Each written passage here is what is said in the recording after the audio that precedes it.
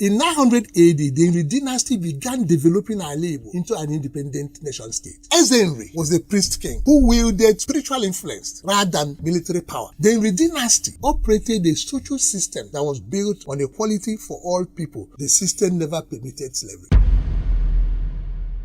Then came the birth of Arochukwu kingdom. The kingdom then began to extend its influence into Ala Igbo and present Ibn Bada Shrine as a judicial center where Chukwu himself delivered final and binding judgment on all cases. It was a total betrayal when the Arochukwu kingdom imposed slave trade on Igboland. This slave trade, which the Arochukwu kingdom freely championed, totally weakened and effectively reversed the work the Igbo Dynasty put into building an independent, morally sound and spiritually developed Ala Igbo since 900 AD.